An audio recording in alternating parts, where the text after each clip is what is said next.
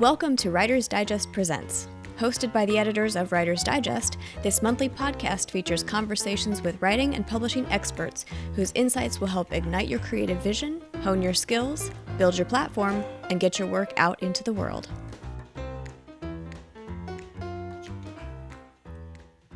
Hello, welcome to a special episode of Writer's Digest Presents. I'm Editor-in-Chief Amy Jones alongside Senior Editor Robert Lee Brewer. This year, Writer's Digest is hosting its first overseas writing retreat to Tuscany. And since Robert and I will be your WD hosts for the event, we thought we would share a little bit about the retreat with you. And I should actually clarify that this is actually half tour, half writing retreat. The best of both worlds, because you get to see a bunch of incredible buildings and art and history to inspire your writing. And then you get the dedicated time to actually do the writing. So first we should mention the basics, which is the when and the where. The retreat is Thursday, September 26th, 2024 through Thursday, October 3rd, 2024. And the first half of the trip will be the tour part in historic Florence. And the second half will be the writing retreat part at a gorgeous Tuscan villa just outside the hill town of San Gimignano.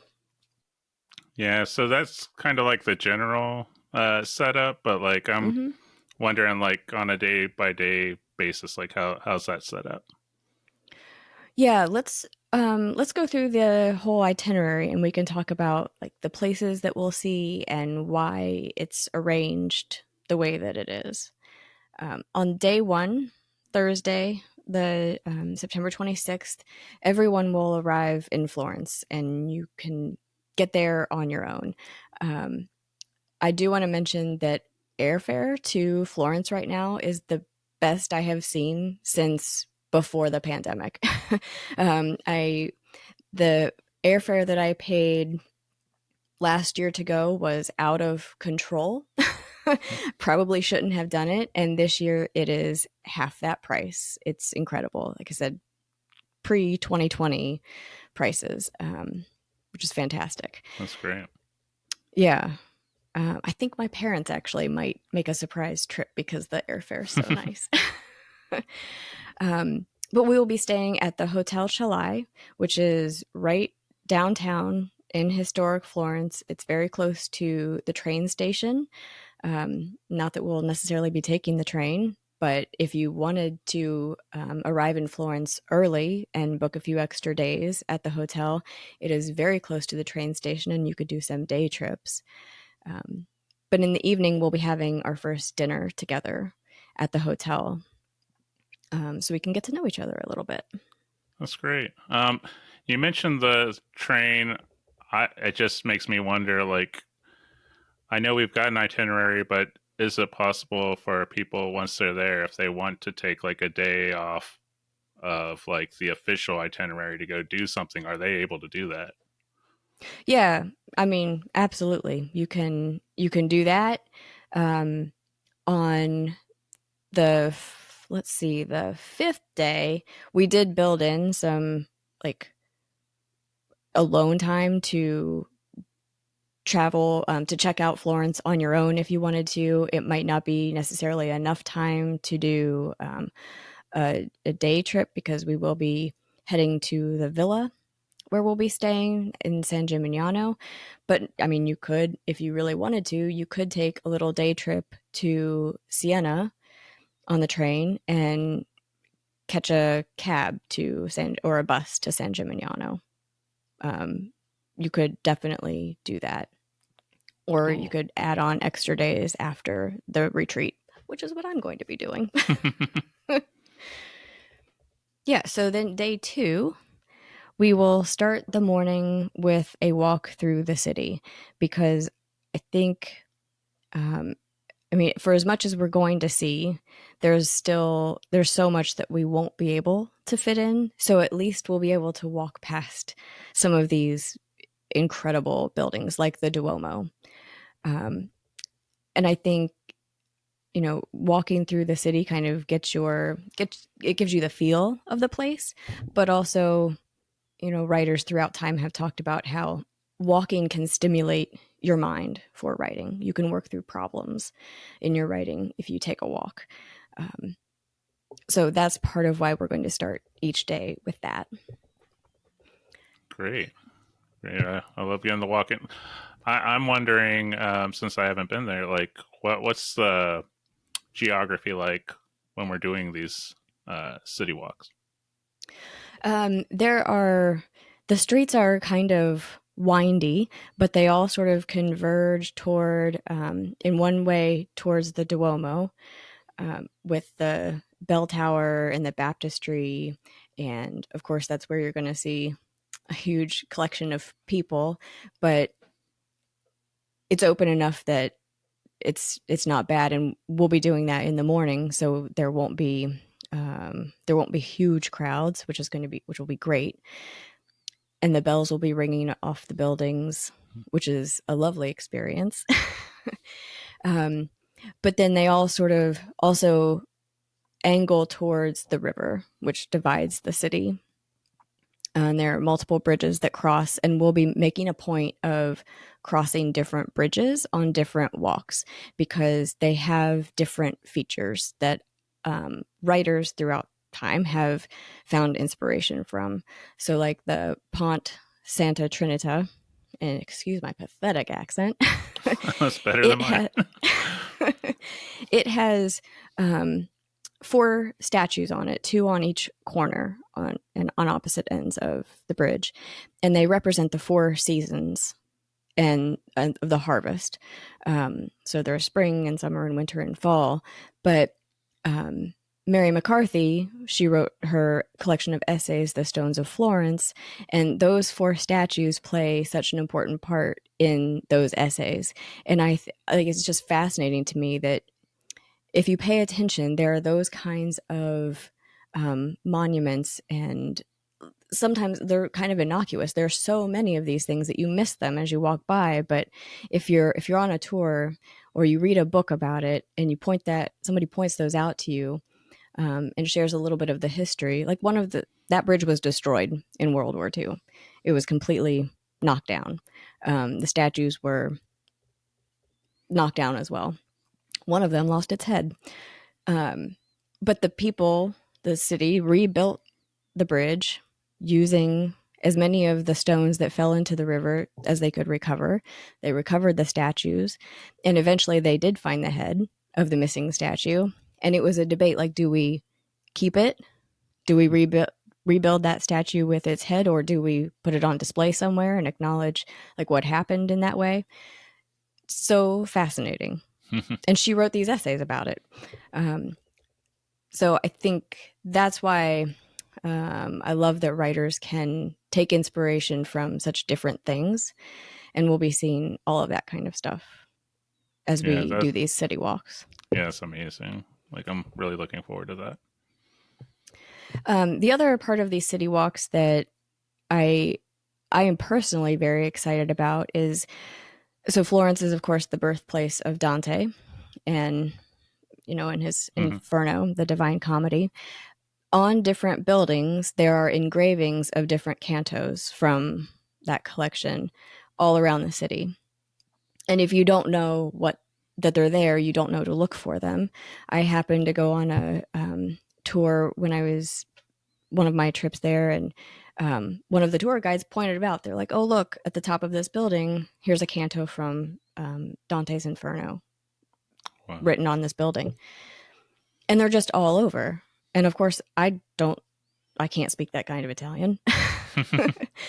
But I am very excited that we will have a private tour guide who's local, who can point those out to us and read them to us, translate them for us, because I think that's such a special part of the city and their acknowledgement of the artists and the writers who have built the city and have been inspired by it. Yeah, this is a personal question for me as somebody who's never been to Italy. Like how, like you mentioned your fluency in Italian, and I have none. How important is that to somebody that's visiting for the first time? Not at all. I have only just started learning. I mean, I took like a quick little class through a community program and I learned how to say hello, how are you? And what my name is, and I've never needed it over there. I think um, everyone that I've encountered speaks at least some English. All of the places have, because they get so many visitors from England, Hmm. most of the signs are translated into English. Um, so it's very easy, and the people there are so friendly. And if you attempt to speak Italian, they will appreciate that, but you definitely don't need to. You definitely don't need to. Um, I took my parents. We were supposed to go in 2020, and we eventually did make it over after the country reopened, and that was something that my dad in particular was worried about, um, not speaking Hmm. Italian at all. And I mean, as soon as we got back to the United States, he was like, "So when can we go back? Let's go ahead and book another trip," because that was fantastic. I think he That's what was I kind like of, to hear. yeah, yeah. So after we'll go back to the itinerary.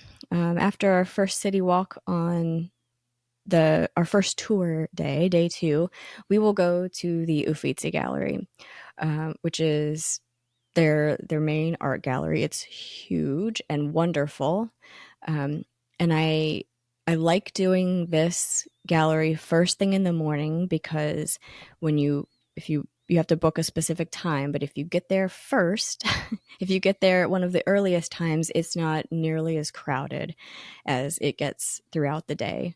And this is where they have the paintings of the Botticelli and paintings by Da Vinci and Andrea del Sarto, and they're it's a lot. You walk through Yeah. the hallways to get to each room, and there are statues, marble statues lining the hallway, and there are paintings on the walls between the statues. And if you look up, the perimeter of the ceiling is lined with portraits of famous people from Florence history or not so famous people. And then you look at the actual ceiling and it's painted. It's Wow. the whole place. Um, but the statues, so many of them are from Greek and Roman mythology. And I don't necessarily know a lot about that, but I'm thinking about all of the writers who have been reinterpreting those stories, Hmm. like Circe and the story about Medusa's sisters, and all of the writers who are working with those kind of stories. Those statues are perfect inspiration for that.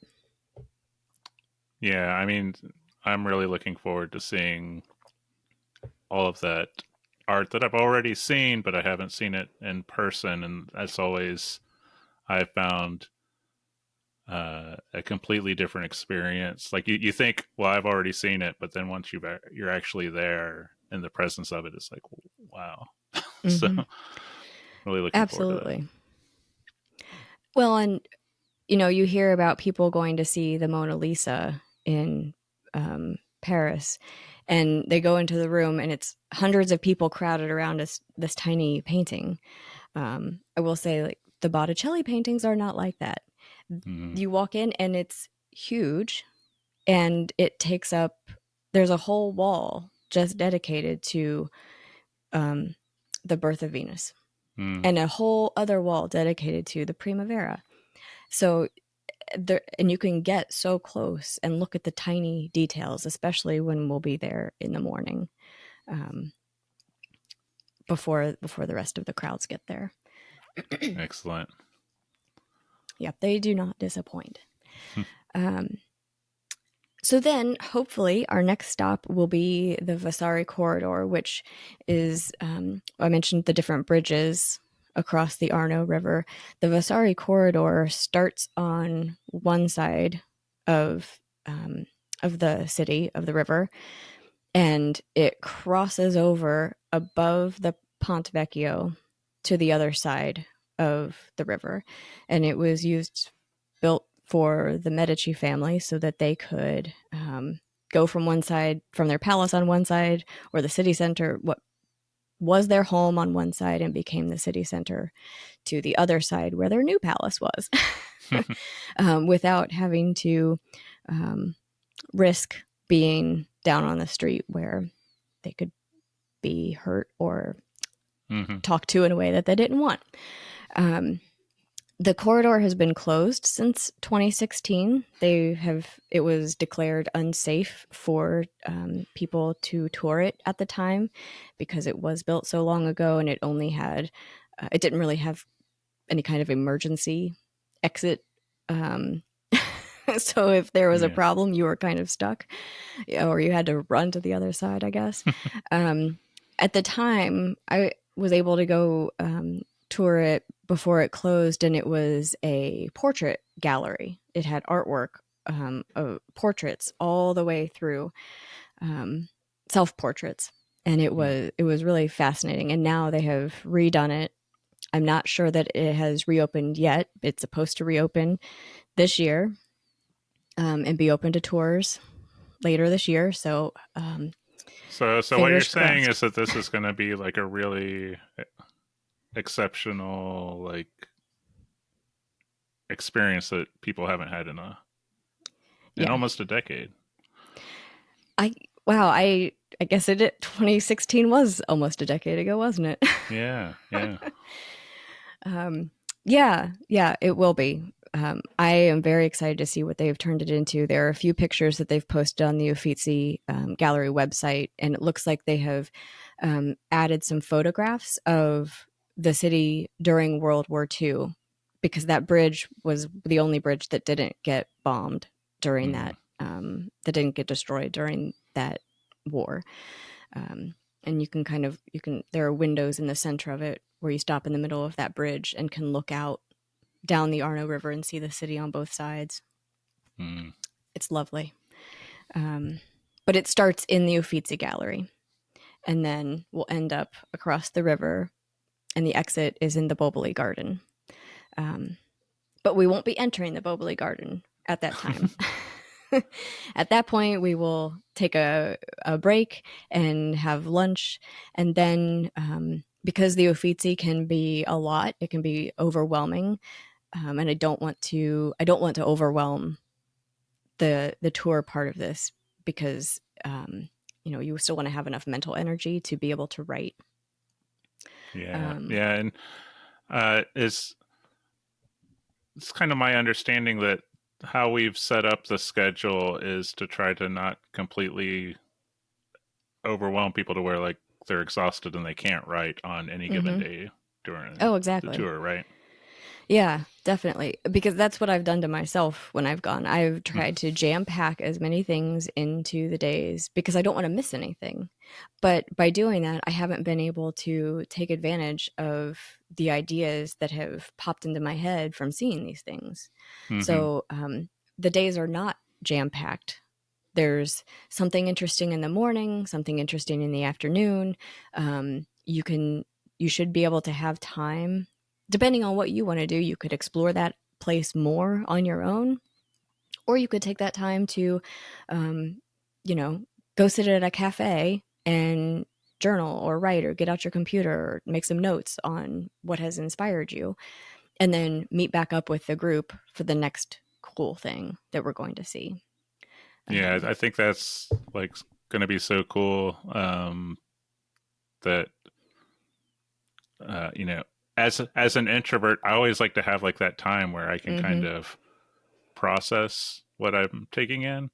Mhm. So not being on the run like every single second that I'm awake, I really appreciate that because then I can like take it in, think about it, which is what I love to do because that's like when the creative energy like kind of comes out of me. Mhm. Exactly. I'm very much the same way. Very much so.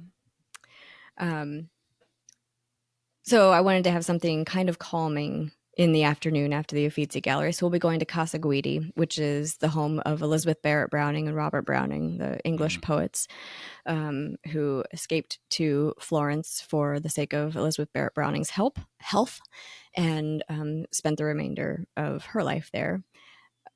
The Casa Guidi, it's only open 3 days a week and only for a set amount of time. And not a lot of people go there. When I went, I was literally the only guest Mm. during the open hours. So I got a private tour from the organizer, the host of the museum, and you can see their writing desks and where they spent their time and entertained guests and visitors from England. And um, they're much like they have the Dante inscriptions on some of the buildings. That building and the building across the street, where Elizabeth Barrett Browning was inspired by the bells, they have an inscription from her poem, Casa Guidi Windows. Mm. It's a very nice, quiet respite from the overwhelm of the Uffizi, I think. Yeah, and like what I'm already getting the sense of is like this is just like the first full day that we're there, and I feel like we've already got like all three of the spots that we're going to be visiting are super well thought out, and um, that you've matched up the timing and everything like really well. Like I'm really looking forward to each of these, and we're just like talking about the first full days that we're there. So Yeah, yeah. Um, and hopefully this doesn't present it as overwhelming, but I just get so excited no, about no, some of these places. no, um, and I love how like uh the Casa Guidi, that it's the 3 days. There's 3 days during the week that you can do it. You've already like matched that up. Uh, going to is it the Uffizi? Uffizi, yeah. That like the morning is the time to get there. I love it. Like I'm looking forward to the rest of the itinerary. It's so cool. Well, so on the that will be Casa Guidi is that's the Friday because Casa Guidi is open on Friday. Um, on Saturday, I'm very excited about this because we'll be seeing the Palazzo Pitti, which is the huge palace on the other side of the river. It's actually very close to Casa Guidi. You could when they lived there, you could see it from their home. It's huge. We won't be going through all of it. We'll be going through the Palatine Gallery, which is the art area. It has as much art. I mean, I believe it has. It looks like it has as much art as the Uffizi, um, but it's weird art. It's kind of cool. It's people with their weird dogs or funny looking dragons that they have invented or are from stories that I don't know about. But it's fascinating to walk through. And again, the ceilings are painted, the walls are painted. When you exit out of the Palazzo Pitti, in the back is the Boboli Garden, Mm-hmm. and it's it's a lovely, huge garden. But there are areas where you can go to kind of be alone or be in the quiet. There's a pond back in the one corner that has turtles swimming in it, and in the center, the last time I went, there were orange trees Mm-hmm. because it was spring and it was finally warm enough that they could put out the orange trees for it. Or you could be sort of in the midst of all of the people where the college students go and see the more contemporary statues Mm. and sit there and write or find a bench in a shaded corner. Um, it's one of those places I think we'll be able to sit and write and think about what we've seen during that day and experience the fresh air and be in the city, but away from the crowds of people. And you could be with the writing with our group, or if you need that alone time, you could step away and Mm. experience that some quiet, if you would like. Yeah, I really appreciate that about the whole itinerary so far is the choose your own adventureness of it. being able being able to kind of get away and write some, or if you're more extroverted and want to communicate with Mm-hmm. people, you can. Yeah, yeah. The one thing that will sort of that will end our time there is we'll want to make sure to get back to Piazza della Signoria, where the Palazzo Vecchio is, because they have a parade on this day. It is the Caromatto parade. I have not seen this particular parade in person. I accidentally happened on another parade in Florence that was celebrating the liberation from the fascists day, and it was one of the most wonderful experiences of my life. Mm. So I this Caromatto parade is more about celebrating the wine, Chianti, that comes in each year from the region of Chianti into the city.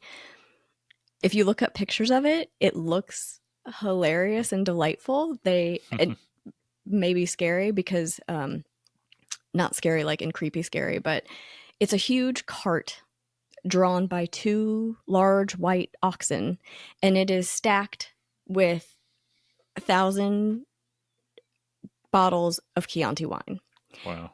and they pull it in from the countryside. Um, and Wow. somehow it doesn't spill.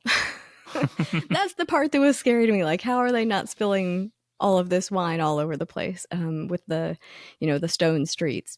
But you can. There's a big. It's a celebration. It's a nice parade. Apparently, you can buy the wine from the carts. Take it as a souvenir. You're allowed to pack a couple of bottles of wine in your luggage to take back if you want to, or you can have it shipped.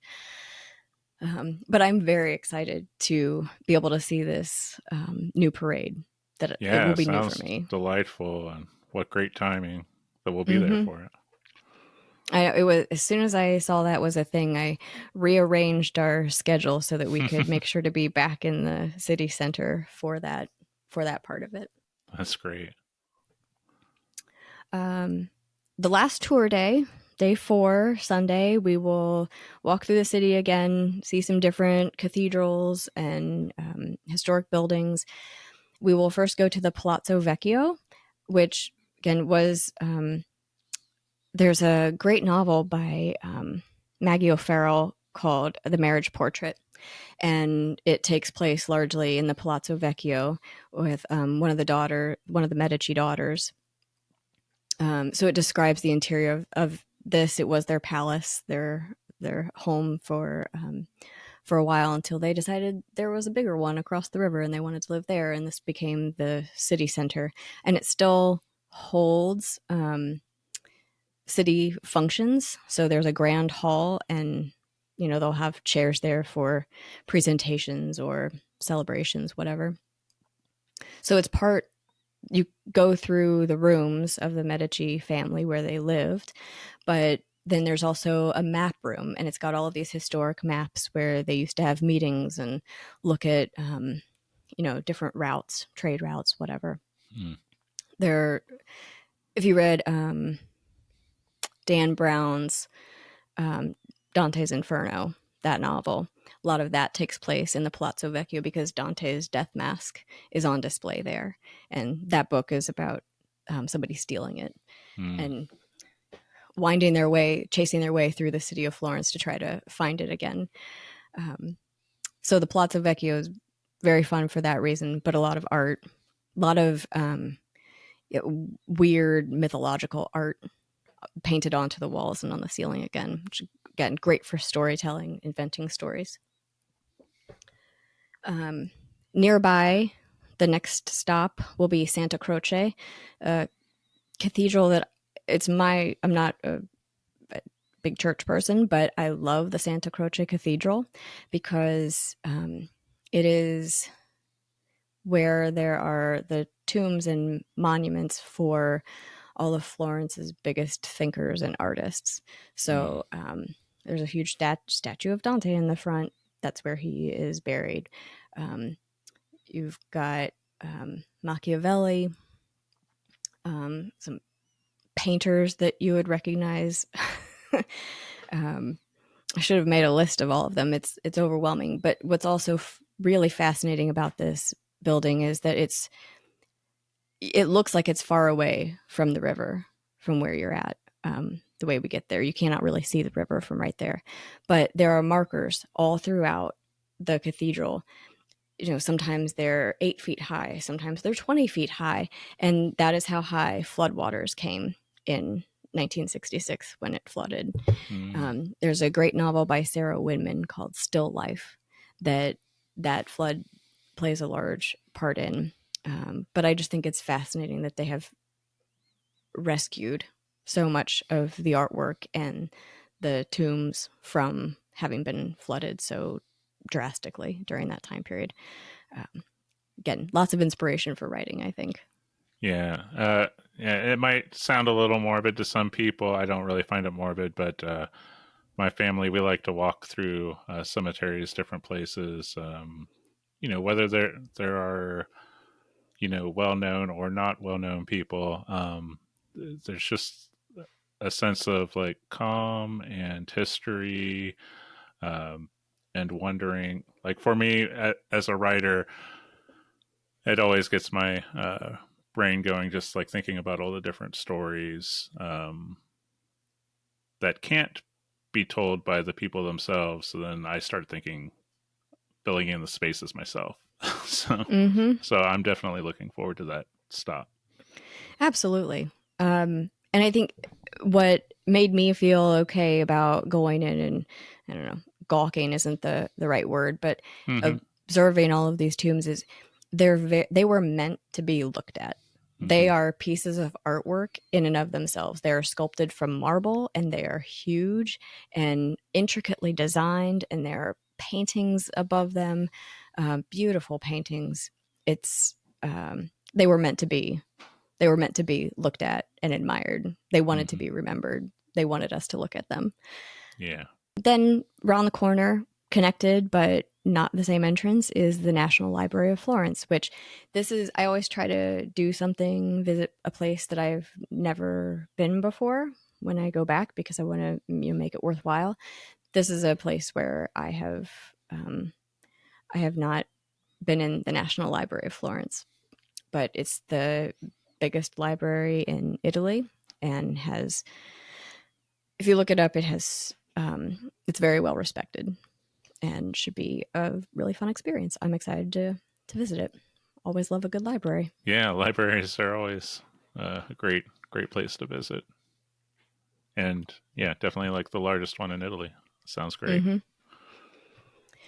Um, so at the end of on each of those evenings, those first 3 tour days, is time on your own to have dinner, relax your mind, go find some place to write, take an evening walk through the city, which provides entirely different inspiration because things light up differently. They shine lights on some of these statues. There's a carousel that lights up, a historic carousel, that, and there are street performers playing music. I mean, these are people who perform for their official opera or their official concerts, but in the evening when they don't have those performances, they reserve spots on the street and go perform for you, so you can get a world class musical experience if you just happen to be walking down the street, which is, I think, one of the most delightful things about the city. Those Yeah. evening times when things calm down and you Yeah, I'm find really looking surprises. forward to that. I know we've talked about this before, but I just love walking around the places where we visit. I mean, I like walking around here and locally as well, but uh, I'm really looking forward to that and really getting to experience a different kind of ambiance while walking Mm-hmm. than I'll be able to experience anywhere else. Mm-hmm. Yeah, absolutely. And like I said, I think because we aren't jam packing our days, your feet will still be able, you will still have enough energy and your feet will still feel fine enough to go and walk in the evening and have a leisurely passeggiata, as they call it, so that you can take in that evening with energy still. And be able to really experience it instead of just feeling exhausted. So day 5, you have the morning to, you will, I'm sure, see things as we do our city walks or as we walk from place to place that you want to see and explore. There are all kinds of shops that make hand bind journals and make stationery. There's an English bookshop where you can get English edition, British English editions of novels that have different covers. Anyway, all kinds of things that you can explore on your own in the morning on that 5th day. And then in the afternoon, we will travel to our Tuscan villa out in the countryside near to San Gimignano, and we will have a group dinner together that evening. And days 6 and 7 will be our writing time at the villa. We will have a group dinner each evening, but during the day, you get to write. Yeah, yeah. I mean, I think one of the really unique things about this trip from the different types of events that I've participated in the past is really how we're dividing it up into like this time in the city and then this time in the country. I've had it. I've had trips where I've been in the city. I've had trips where I'm like out, like in a more remote location. I've never had one where I can like kind of combine the best of both worlds like this. It's really cool. Mm-hmm. And I'm excited because I haven't been to this villa before, but we have a link to it on the page for this conference, and it is gorgeous. And there are places where, if you wanted to sit with other writers from the group and, have that kind of, you could either chat about your stories and toss ideas around to each other, or, just the idea of sitting with other people writing. Even if you aren't talking, at least for me, that makes me want to write more when I'm with other people who are dedicated to writing. I'm less likely to get distracted and actually do that writing time. Or the place is large enough that you could go and find an area to yourself and sit and write in quiet time, which also sounds perfectly lovely. Yeah, and we don't have something penciled in here in the itinerary for this, but it's hard for me to imagine that if people are interested in it, that um, I personally would probably lead some kind of like workshop or inspirational type of event among the people. Like once we kind of get together, talk about what Mm-hmm. you know. It's one of the things I love about these types of retreats is the really, and especially since we're in such a small group, is like the really like personal connections that I know we're all going to make with each other while we're there. But once we get a sense of like what people are really interested in learning about, um, I'm sure we'll have some kind of time for people that want to use this also as like an educational time as well for us to do something Mm-hmm. fun as far as that too. So um, I I'm really looking forward to the villa time as well as just like a time for us, to write, but also to learn for people who want to do that. Mm-hmm. Well, and you've got it exactly right. I didn't want to build in specific, um, you know, writing classes to this writing time because I have no idea what kind of writers are who want to sign up for Mm-hmm. this. I don't want to schedule, a poetry thing and then have only fiction writers and that not be useful to them. But when we get there and we get to know each other, we could very easily divide up into small groups or have a brainstorm session or a writing sprints time together. It will be ours to create that and decide what we as a group want to do with that time.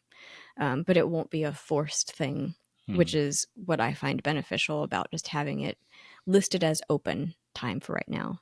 And of course, I was thinking, um, I do have a project that I'm working on, a novel that I want to write that is influenced by some of my previous trips. And I hope to be able to see specific things for that story. And I want to work on that. But um, I assume and I hope that the people who are there writing with us will come and find the two of us and talk to us about their projects and see if there's anything that we can offer feedback or ideas about.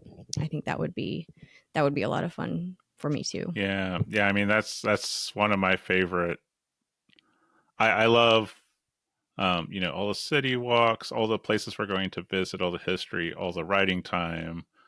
But I know, like for myself, like these types um, of events, the things that I really love is that connection that we get, and um, I know there's so much that both you and I are going to be able to offer the writers who attend, but um, what I've often found is that everyone who attends is so creative that there are all kinds of like surprise. Like I've seen people like at retreats come in without an idea that all of a sudden they get the idea when they're there.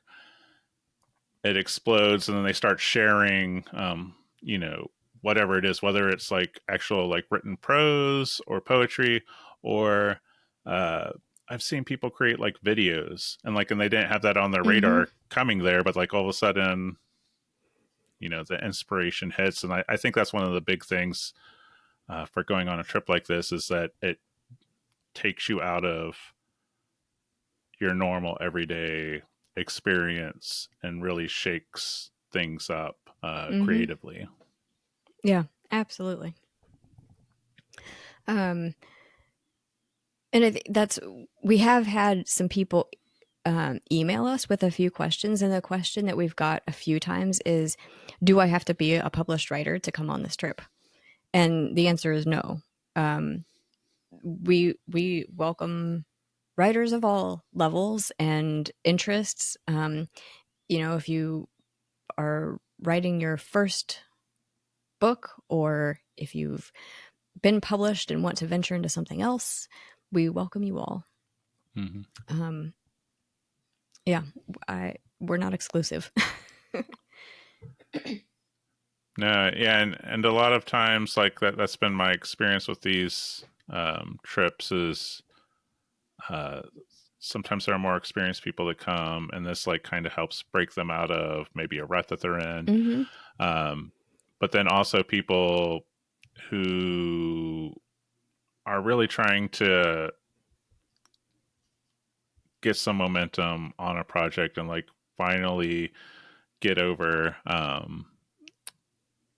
their block with writing, with finishing the project or getting it out to get published or agents and these types of experiences like for me like what it is just like I know I've mentioned it before, but just like the creativity levels just like kind of go off the charts as far as like the motivation that I personally have, but I've seen it in the other writers that attend these. Like they just it's like a whole new level of Mm-hmm. motivation and creativity that they've never had before.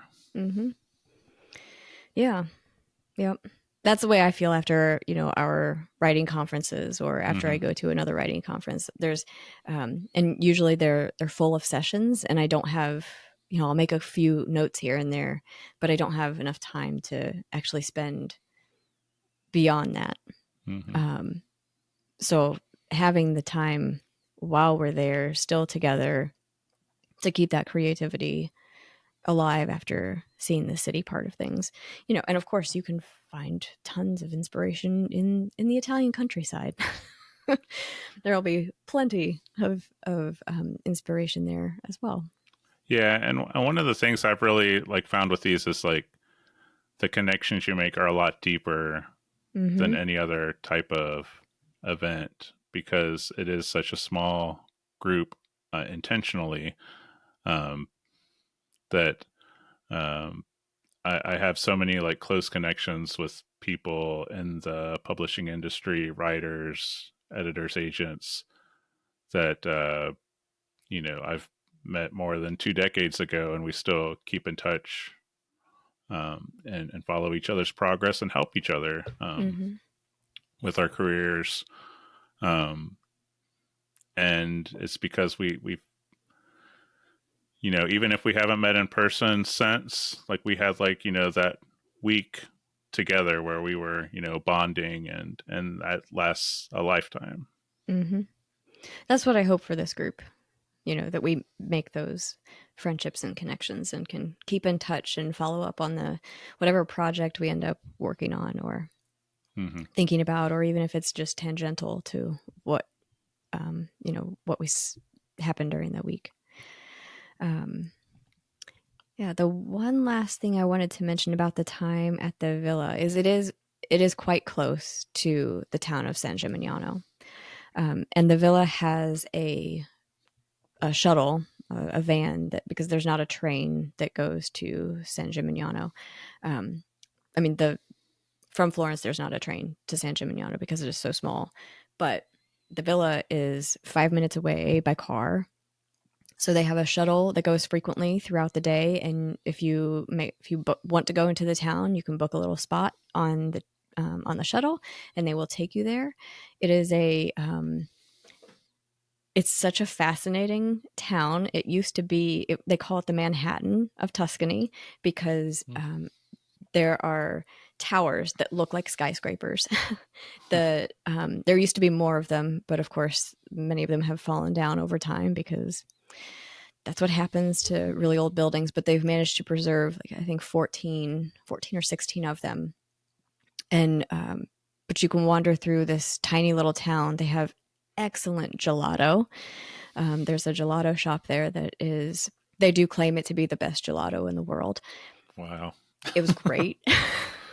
They have flavors I'd never heard of before. I never imagined, and they were wonderful. But they also have a delightful wine that is just from that area called Vernaccia that is quite refreshing. It's a lovely white wine. And so there are shops where you can taste test those. And of course, there's a cathedral because, of course.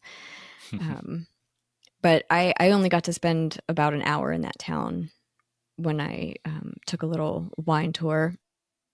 And so I'm excited to take the shuttle in one afternoon and check out more of the town because it is small, but I think there's a lot more to it than what I saw. Well, I've got to say, maybe I've got a new favorite thing that I'm looking forward to, and that's the world's best gelato. Yeah. So, Yeah. I love gelato. Oh, oh yeah. There's a gelato shop across from the Palazzo Pitti that I really liked. They had an excellent, yeah. Yeah.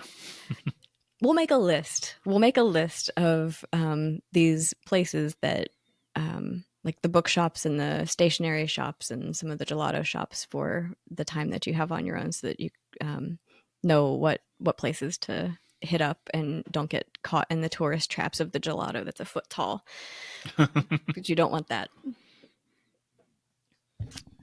All right, I think have we covered everything? I think we meant to keep this to 15 minutes, and we've been talking for a little while longer than Yeah, that. yeah, a little bit, but that's okay. That's okay. Um, I am really looking forward to this trip. Really looking forward to all the friendships and connections that we're gonna make, and yeah. Yeah, me too. Me too. And we do aim to, well, just a few other random notes. We do aim to keep this trip small, around 15 people, ideally. I think we can accommodate a few more than that, but in a perfect world, it would be right around 15 because we do want to get to know each other and have that more personal experience. And it makes it easier. I mean, there's nothing worse than going through a city and being part of a large tour group and having to follow a person with a flag or having a person talk on a microphone to you in front of dozens of in front of the rest of the world. That sounds awful to me. So we want to keep this small so that it is personal and it's meaningful to us and not awkward. But I will say spaces are filling up, and the deadline for reservations is coming up at the end of July. So uh, you might want to check into this sooner rather than later. You can do that at writersdigestshop.com. If you just go to that homepage, writersdigestshop.com, you can scroll down just below the main bar, and there's a whole section about this trip, and you can click on it and see the itinerary and links to the hotel and to the villas. There are photo galleries at those links so that you can see where we'll be staying and samples of the food and sample menus. On the Writer's Digest shop page, you can also see the pricing, everything that the price includes, and how to reserve your spot. I will also mention that you can email Writer's Digest Retreats at aimmedia.com. AIM Media has 2 M's. Email that inbox with any questions, and I will be happy to answer them, either about the itinerary or about the retreat in general, where we'll be going. And if I don't know the answer, I can find out. I think that covers it. We hope to see you in Italy this fall. Yeah, I'm really looking forward to seeing everyone. Thank you.